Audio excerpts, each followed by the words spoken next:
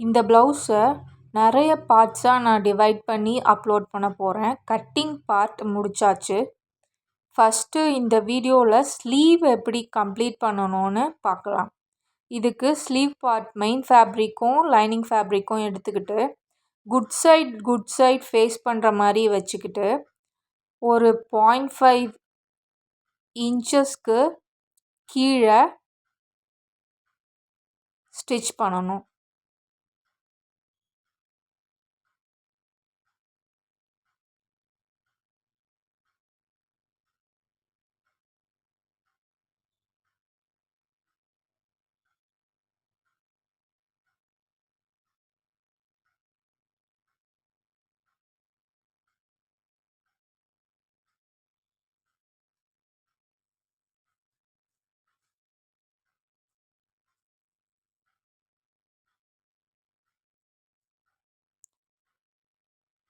Stitch பண்ணி முடித்த அப்புறம் குட் சைடை ஓப்பன் பண்ணி டாப் ஸ்டிச் ஒன்று போட்டுறணும். 2 ஃபேப்ரிக்கும் நடுவில் போடணும் ஸ்டிச்சு. 2 ஃபேப்ரிக்கும் ஸ்டிச் பண்ணதை பிரித்து நடுவில் வெளியெல்லாம் தெரியாத அளவுக்கு சென்டரில் டாப் ஸ்டிச் ஒன்று போடணும்.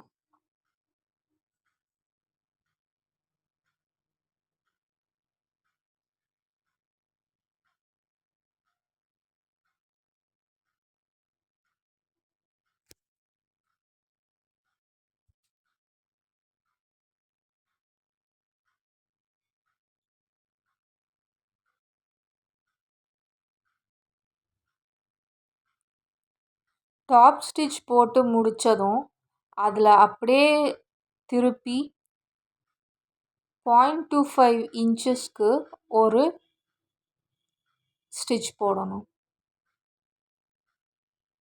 லைனிங் ஃபேப்ரிக் மேலே அந்த 0.25 இன்ச்சஸ் ஸ்டிச் ஒன்று போடணும்.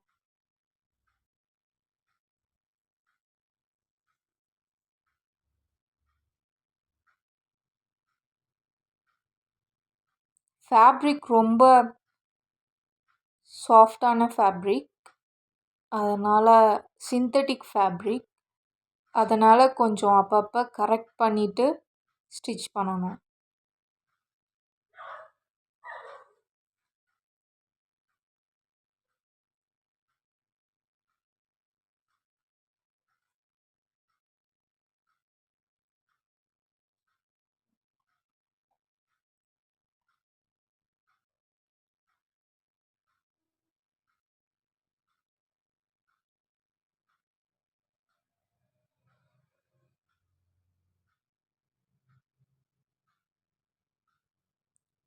ஸ்டிச் முடித்த அப்புறம் இதே மாதிரி இன்னொரு ஸ்லீவையும் ஸ்டிச் பண்ணிடுங்க.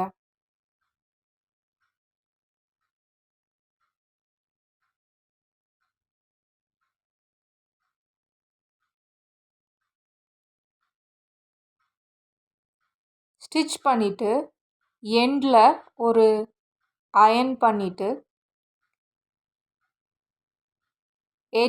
எட்ஜஸ் ஃபுல்லாக செக்யூர் பண்ணுறதுக்கு ஒரு ஸ்டிச் போட்டுருங்க.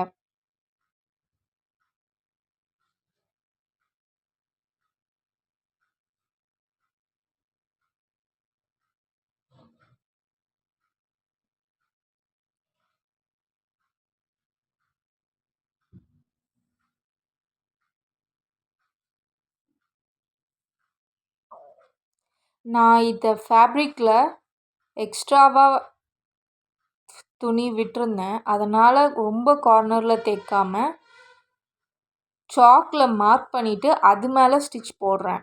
நீங்கள் கரெக்டாக மார்க் பண்ணிங்கன்னா அது எண்டுலேயே நீங்கள் ஸ்டிச் பண்ணலாம். எக்ஸ்ட்ரா ஃபேப்ரிக் விட்டதுனால நான் சாக்கில் மார்க் பண்ணி ஸ்டிச் போடுறேன். இதே மாதிரி இன்னொரு ஸ்லீவ்லையும் எண்டு ஸ்டிச்சை போட்டுருங்க. செக்யூர் பண்ணி வச்சுடுங்க. அவ்வளோதான், ஸ்லீவ் பார்ட் கம்ப்ளீட்டட்.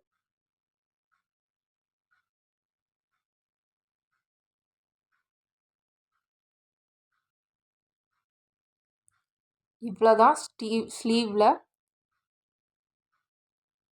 பண்ணணும்.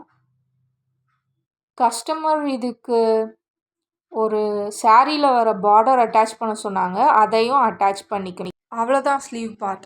அடுத்த வீடியோவில் பேக் பார்ட் பார்க்கலாம்.